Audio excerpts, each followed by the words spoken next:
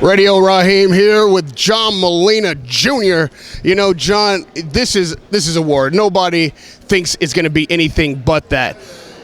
The question is it going to be a war of two guys, all offense, no defense? Or do you feel like maybe you can edge out Provodnikov by showing a little bit more skill in there rather than just two trains going at it?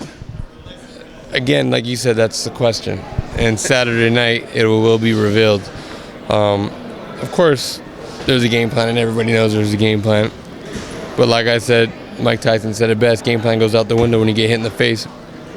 With two guys like myself and Rulsan, we're going to try to implement things that we've already accomplished that we feel are going to be necessary to be victorious this night. But with that being said, a tiger's a tiger no matter what. When one of us gets hit, the fireworks are going to fly. You're the underdog in this fight, but I think mainly it's just because people get excited by Rulsan and expect him not to be able to be dropped. Where do you think that they're making their mistake in assessing this fight?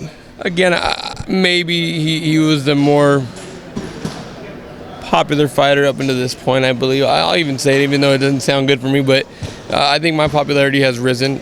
And I believe the household people think that Rulsan is just a terror, just like they believed Matisse was a terror, and which for good reason. But with that being said, again, I don't want to say people have it wrong.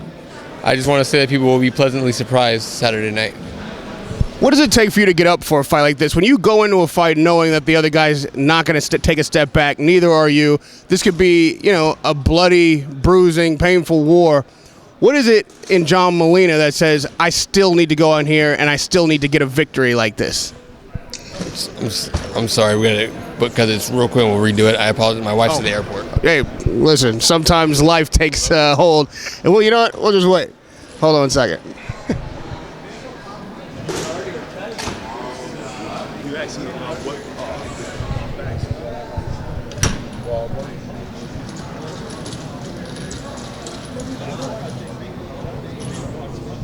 That he's met. He looked great against Timothy Bradley. Bradley is not a puncher. The one that beat him. My wife's getting down here. I got to make it cordial and kosher. Yeah, no problem, of course.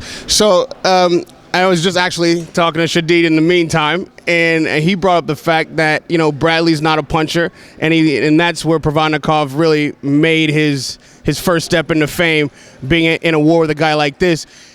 And Shadid feels like you punch harder than Provodnikov, which surprises a lot of people. Do you believe that yourself? And if that's the case, can you be the first guy not just to maybe knock him down, but to knock him out? Of course. If I believed anything different, I'm in the wrong sport. With that being said, I think definitely I'm a bigger puncher. It's very apparent just off of a visualization of looking at us. Is he a gifted puncher? Absolutely. But I believe I'm the bigger man in there. People made the mistake thinking I was a smaller man coming up against Matisse.